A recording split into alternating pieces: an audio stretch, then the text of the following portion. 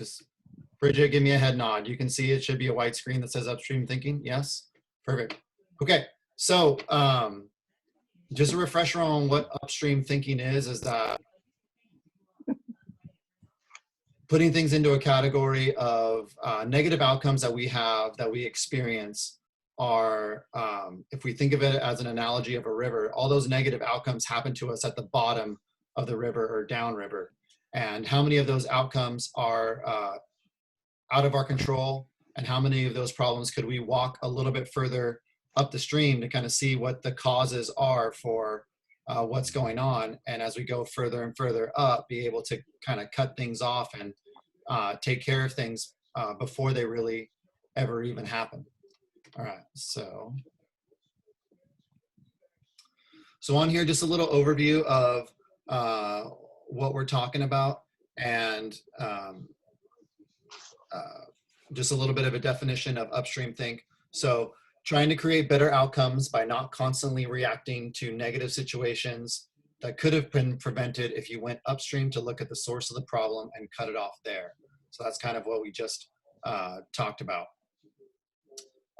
So the three barriers, the three topics that we're going to go over, and we're just going to go over the first one tonight, but the three major barriers to to upstream thinking. Number one are problem blindness. Number two, a lack of ownership. And number three, tunneling. And we'll get into a lack of ownership and tunneling in a different meeting, but tonight we're just going to talk about problem blindness a little bit. Okay, so problem blindness, if we define it, we talked just a little bit about it last Thursday. I use an example real quick of NFL football players, and basically, long story short, there were a lot of injuries 10, 15 years ago that NFL athletes just kind of accepted as a course of playing their sport, and owners and coaches alike, they just took it as it was, that injuries are going to happen. It's a tough sport and you can't really do anything about it. And there was a particular doctor who came in and did some really in-depth studies and was able to change the outcome of injuries by being able to predict what kind of injuries were going to occur, and by studying the data and by training athletes individually as kind of like what their strengths and weaknesses are, analyzing those weaknesses and being able to say somebody, so this is super powerful, right? You're an athletic trainer and you go, Bridget, since I'm staring at you, I come to you as an athletic trainer and I say, hey, Bridget, we took your stats and we analyzed the way your muscles work, and we found that when you jump, you've got this little rotation going on in your knee every single time you jump. And we found with 95% of the people that do what you do, they are going to get this type of knee injury based on that. It's not a matter of if it's going to happen, it's a matter of when. So what we're going to do is we're going to structure your workouts to strengthen these particular muscles and tendons in your knee that's going to kind of balance that out and negate that injury. So we're never going to have that injury in the first place, right? So that's really going upstream and going to Bridget, analyzing her specifically and preventing her from having an injury down the road, instead of just saying, well, we just play volleyball and we jump a lot and we land a lot, and knee injuries are just going to happen, or in volleyball, just ankle injuries are going to happen. So the definition here of problem blindness: belief that negative outcomes are a natural course of things, they're inevitable, and we treat problems like the weather. So it's just something we shrug our shoulders at because it's out of our control. Like the NFL players that just shrugged their shoulders and said, well, I play football, so I guess I'm just going to get hurt, and that's just the way it is, and there's nothing really I can do about it. Well, actually, there's been a lot of stuff in the last 10 years that's come out about what they could do about it. So kind of what I want you guys to be thinking about in your own lives and using this training a little bit is, many things fall into the category of being out of our control, and that is absolutely true. And if you just take in whatever your surroundings are, your friends, your family, your school, your sports, whatever it is that's going on, there are a lot of things that you can't control. If you put something out there on social media, you can't control what other people say about it, right?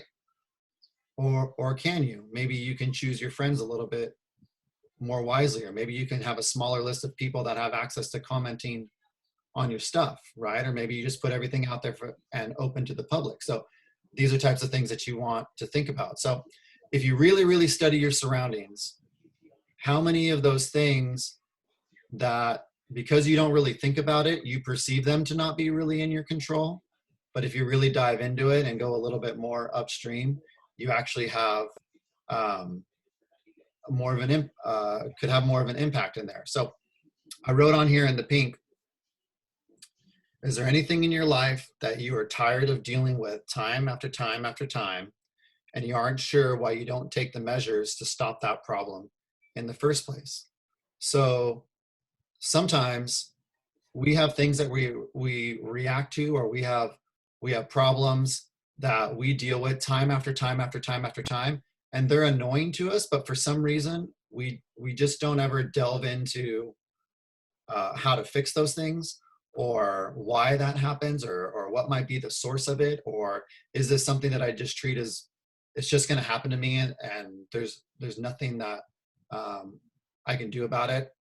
I can't speak for you guys, all the time, but I have been coaching for over 20 years now, and I do have 2 kids, and I experience a lot as a coach and as a parent to my 2 kids. The throwing up of hands, here's my hands, just throwing up of hands of a player or of my kids, and them saying like, I just can't do it. I just, whether it's working with Kinsley on our math homework, and it's a particular thing that she's struggling with, and she just goes, I just can't get it. Well, like, really? You just can't get it? Or are you not willing to take the time to figure out why you're not getting it? Or am I not explaining in a way? Do I need as the instructor, to go back and figure out a better way to do it? So a couple things here. With those things that happen, those negative outcomes that are happening to you time after time after time after time, that you're not really delving more into why these things are occurring, why aren't you delving into it, right? So we have to think about those things.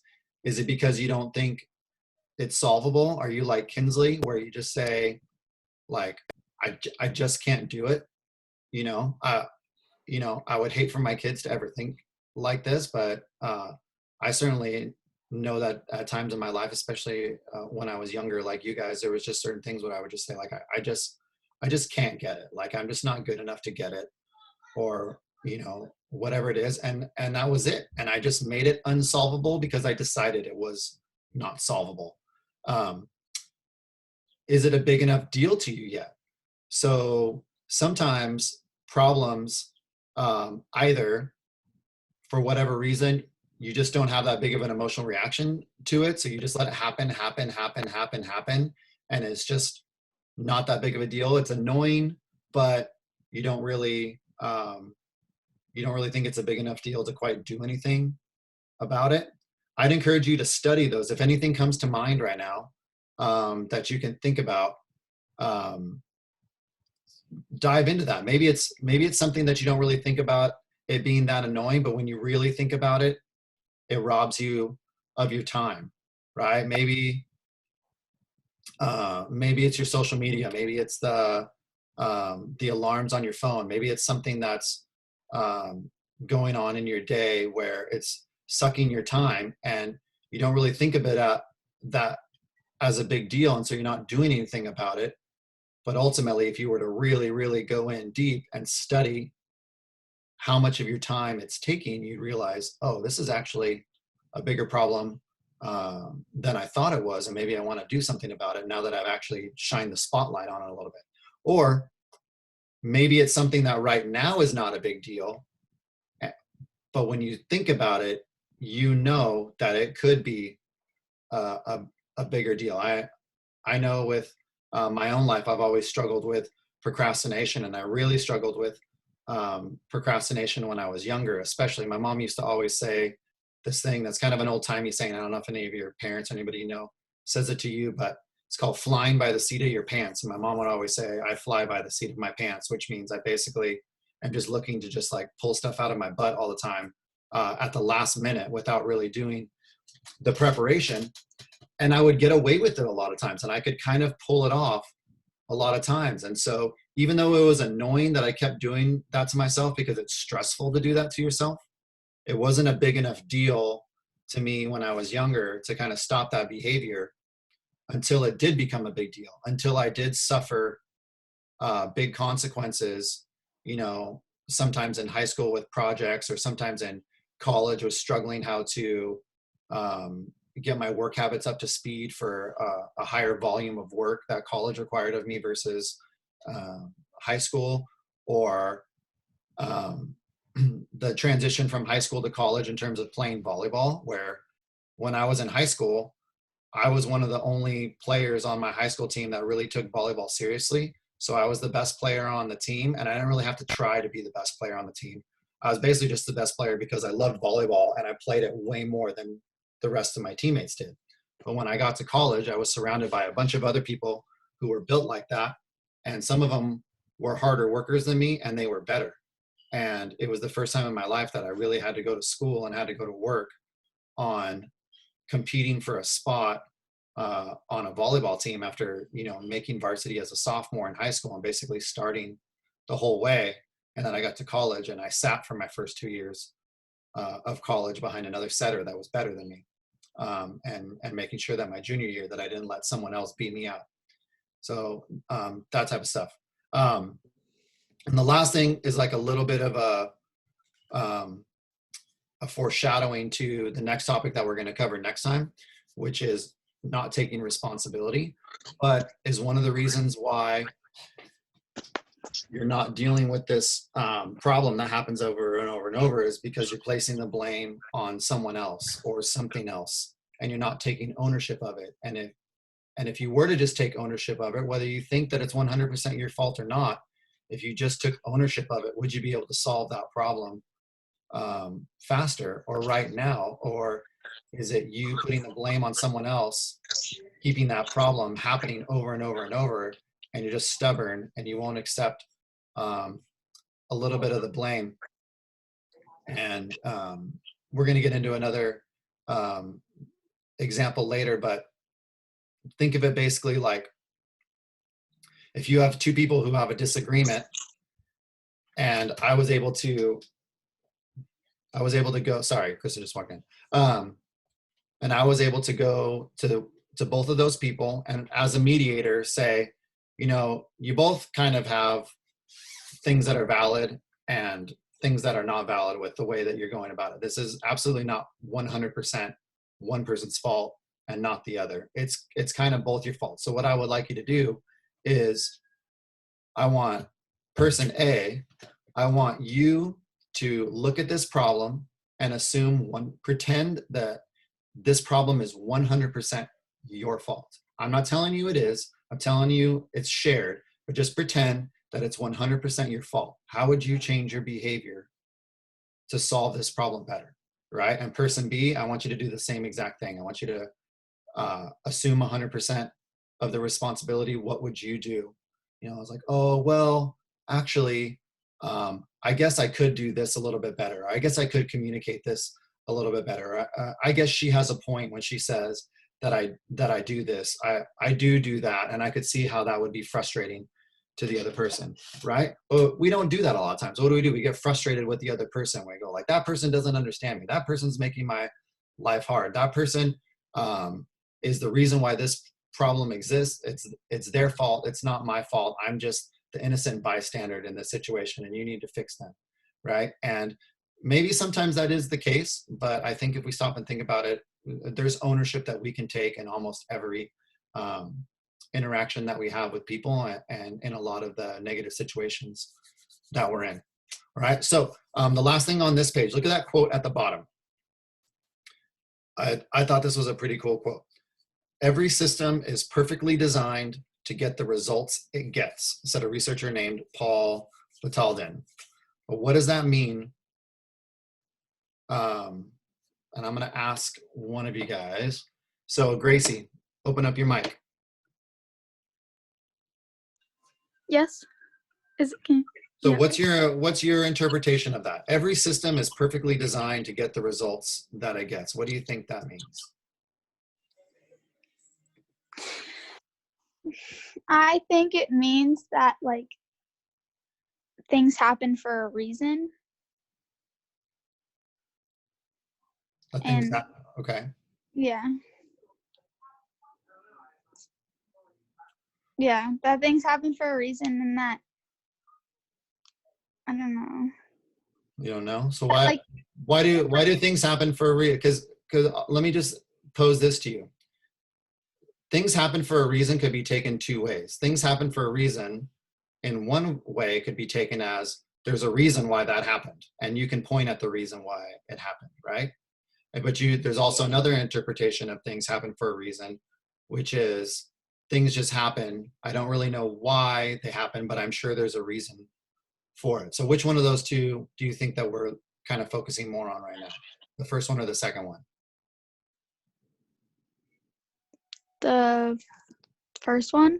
First one, right. So I just want to clarify that, just because there are two interpretations of that. So if things do indeed happen for a reason, that if you get an outcome, then that's happening for a reason. And maybe you can't always see it right away. Maybe you kind of just assume that that's the way it should go, but it does actually happen for a reason. Josu, call on somebody from your team. Can't hear you. Who are you calling on? Lola. Lola.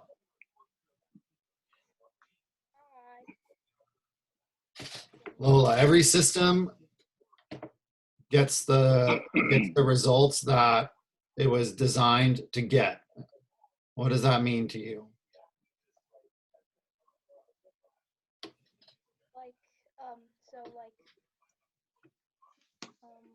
So whatever happens. Wait, is it every system has a result? Every system gets the results that it was designed to get. Like everything has a reason for happening. Okay. Like there's a reason that, like it could open up, like say something doesn't go your way at first, it could open up like a bigger opportunity for you in the future that you don't even know yet. And then like better goals in the future could happen, even if it's not exactly what you want in the present. Okay. Coach Joe, are you there? Yes, I'm here. What do you think? Because Joe's a system guy, so what do you take from that? That every system gets the results it's designed to get. Well, for me, when I think about systems, what it is it's a structure that allows a group to follow. And so for kids, sometimes they need structure. So to me, when a system is set up to allow a kid to succeed, ultimately what that system is doing is it's creating an environment for the kid to fail, but fail in a positive manner. Whereas if you just have a kid go out there and just play and expect that kid to succeed, there's really no guidance, there's no path. And so for them, their reason to fail or not to fail is kind of left up to their own interpretation. And so that's kind of where systems work, like school systems or doing in volleyball where we have a certain system of defense. It really makes the players have to focus on the way they do something specifically, and that's what allows them to succeed. Gotcha. So the last thing that thanks, Joe.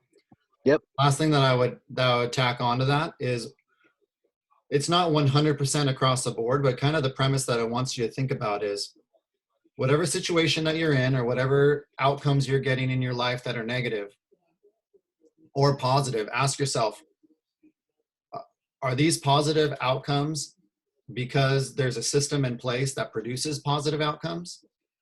Are these negative outcomes happening over and over because there's a system in place that produces these negative outcomes? Or is it just,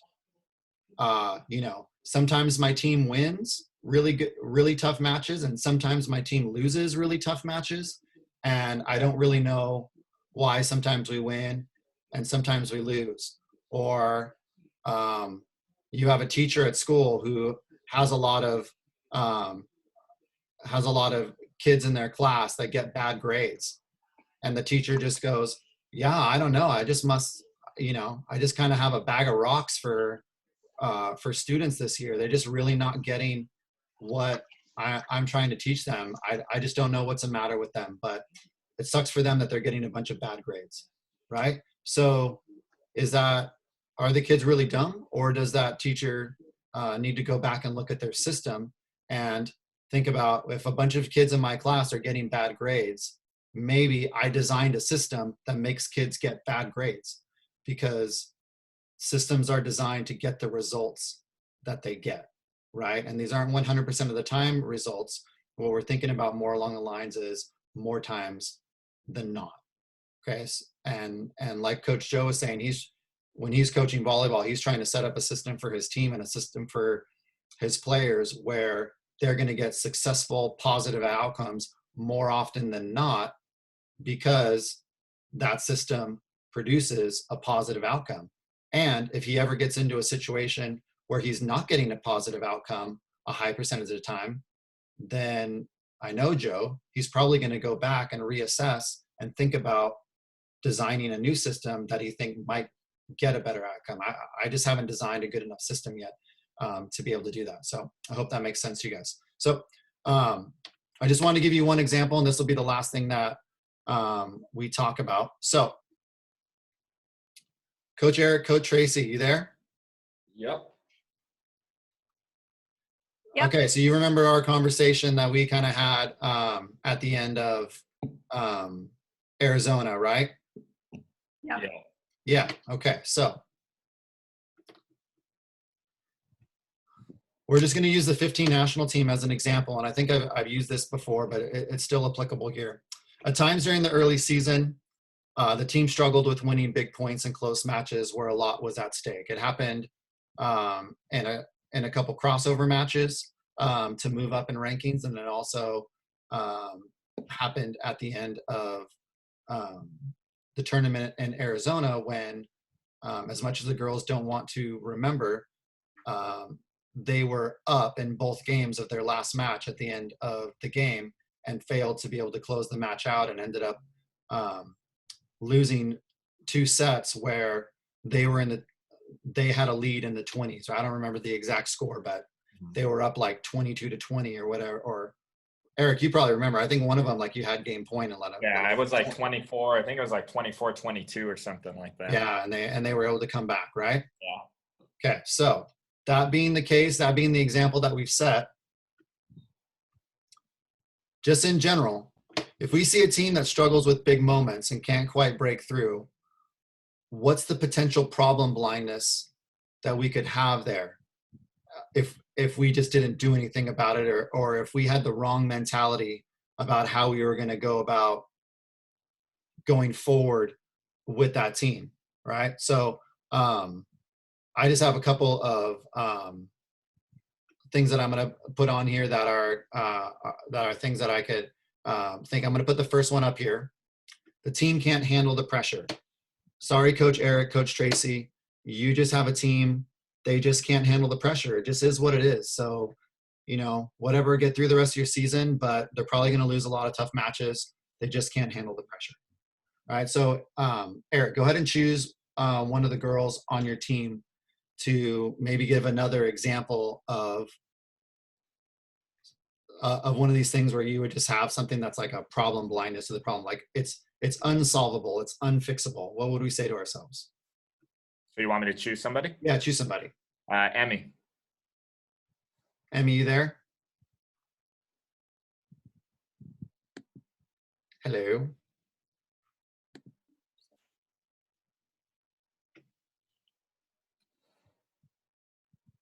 Emerson?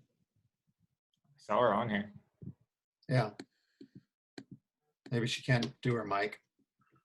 Okay, pick somebody else real quick. I'll try to come back to Emerson. Sydney. B? Yeah, you said.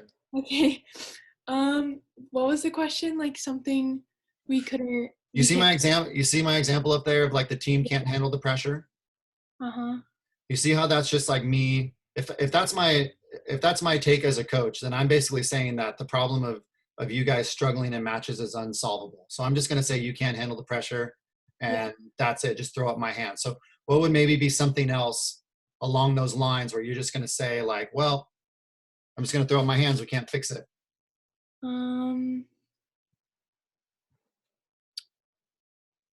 Maybe you just like can't control everyone's attitude or like emotions to how they're playing. Oh, that's great. That's a great one. I have a couple on here and I didn't put that, and that's awesome. Like, well, you know, everyone's emotions are all over the place and we can't really do anything about that. So, you know, I guess we're going to lose, right? That was a great one, Sid. Thanks. I put on here as well. Eric, you didn't call the right timeouts. So if you were better, you know, that's it. I'm just going to blame you. And, the team's not going to take any responsibility for it. It's your fault. You should have called a timeout at 24-21 and you waited till 24-22. So it's your fault we lost. Right? Mm-hmm. It's all, Always my fault. A certain player is a choker, right? Kind of along the same lines of a team can't handle the pressure, but now we're isolating one particular player. And we're saying, well, gosh, that person's just a choker, so I guess we're just going to lose if they go after that person or whatever it might be.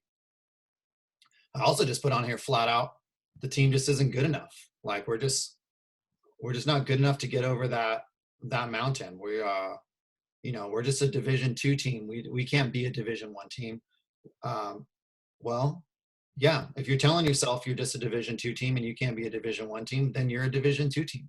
Absolutely. But if you tell yourself you're a Division I team and maybe think about the systems that are in place that's keeping you in Division II, maybe you think about some systems that get you to Division I. So the last thing I'll put on here, how would you go upstream to create a different outcome in this scenario? So all those things, we're not going to lock into any of those four things or what Sydney said about the emotions. We're not going to treat this problem as unsolvable. We're going to treat this problem as solvable. It's just not solvable where we're at. It's not solvable at 24-22 when we're losing. That's downstream. We can't keep reacting to it in games when we think we're going to lose control. We've got to go upstream and figure out how to where the source of the problem might be and how to better do it a little further upstream to get some different outcomes. So Emerson, are you there now? Still no? Okay, Eric, calling somebody else. Nicolette. Nicolette, you there?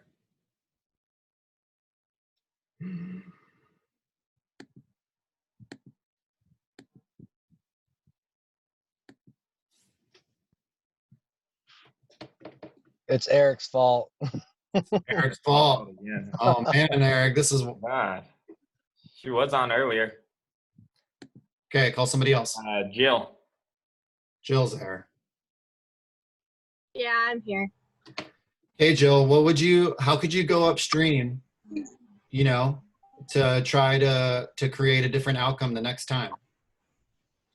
Any ideas, Coach? I guess Yeah. in practice, like we're working on like pressure situations, like over and over to help us like get ready better when it's like tight in a game. Yeah. So as a coach, you want to create more pressure situations in those moments. I think the biggest thing is just having more experience in games like that, because I think our problem was in that game, we haven't played in such a tight game like that, and we had a certain goal of winning this whole tournament. And so I think the whole pressure situation for them, we haven't been in a pressure situation like that. And so I think that was the biggest reason why we struggled that last match, and we kind of fell apart at the end. But I think that was our biggest reason why we just haven't played in those games before like that. Yeah, we've been playing high up, but we all had a certain goal that we wanted to reach, and I think it just was a little too much, and they just put way too much pressure on themselves.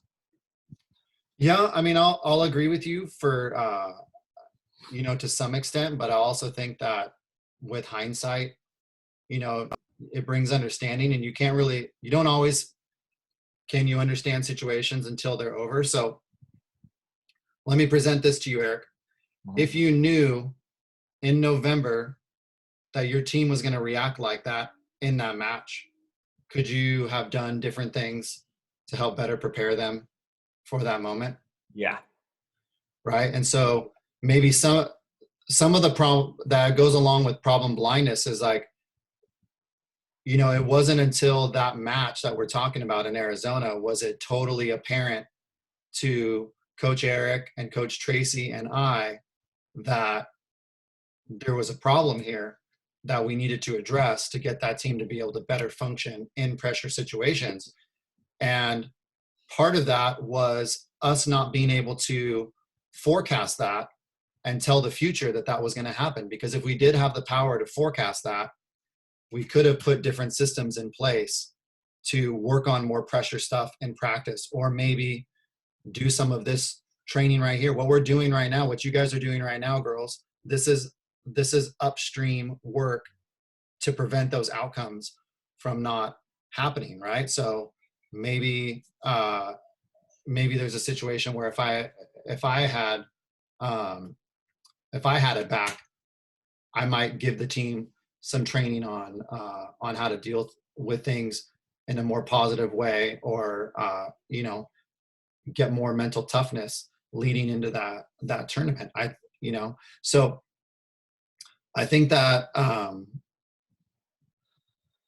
there's a lot that we can take out of it, and the thing is that I talked about in the last meeting as well, is that upstream is a direction. It's not a destination.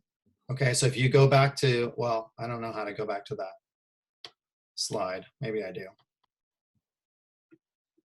Oh, screen just, okay. So if I go back to this picture here, I picked this picture because this river is like winding all the way around. This is a part of the Amazon River, right? And so down here is where all this negative stuff is happening. And there's all these twists and turns that happened along the way to get that outcome, right? So if maybe to get a better outcome here, we go up the river a little bit and we can do some work here to get a different outcome. But you know what? We could go up the river a little bit further and we could go to here. And it's just this constant state of mind where you're trying to work up the river to get to where the further up the river you go, the better chance you're going to have of getting the outcome that you want down here. And so that's why I use that example with that team, of where we could have, if we could have gone back in time and forecasted that match would go the way that it went, there's probably some things that as coaches we would have done to help prepare that team better for that moment. But I definitely think if we had that moment again, because after we played and stuff like that, we had like a couple of weeks of just talking about all those different things and all the negative thoughts and stuff like that. And I was looking forward for us to be in one of those moments again, because I guarantee it probably would have been different than Arizona. Right. Absolutely. And that's another great way to think about it, is that, Eric and Tracy as coaches, and hopefully his players as well, and it sounds like it is from what Coach Eric is saying, they weren't willing to have those types of matches be a habitual thing. It was not going to be a negative outcome that happened over and over and over and over and over again to get them to the point where they're saying those things like, we're just not good enough. They saw a problem and they went, this is immediately solvable, but we've got to go upstream a little bit and figure out why it is that we didn't perform well in this match, and go address those things there, and not just cross our fingers and hope that we do better the next time around. But we're going to put some systems in place that get the results based on the system that it is. So anyways, coaches, anything you want to add to that? I'm done with my presentation. No, I liked hearing the perspective from a different team. So that was pretty cool. Yeah. Okay, cool. Thanks, Sam.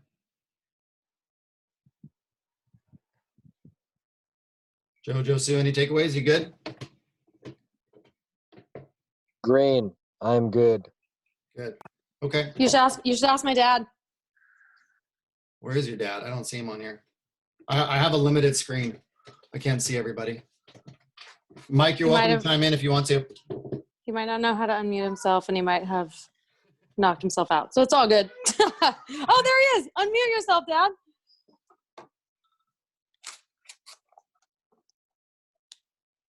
Yes, I'm unmuted. Old dogs, new tricks. Yeah, it's the philosophy of setting up systems can be good. If you've heard about Al Skates, he really never set up any system. He just believed that the only way to learn is to play, period. And that's how he ran his practices. And the guy won, 19 national titles with very little structure as far as systems go. But that was a system. Yeah, that was the system. His system was play. Yes. So yeah, you don't have to think about systems in terms of like breaking things down into bullet points. It's just kind of the way you go about things. Or yeah, absolutely. And he was ahead of his time. That's why he won so many championships, because now kind of everybody's getting on board with that thinking. But absolutely. All right. So I'll let you guys go. We're not going to have a meeting on Thursday. This is the one meeting for this week. So we will redo this next Monday, and we'll dive into the last two things for this next Monday. All right. Okay. Thanks, everybody. Appreciate it. Thank you, Chris. Uh-huh. Merry Christmas, everybody. Okay. Happy New Year. Thank you. Thank you. Bye.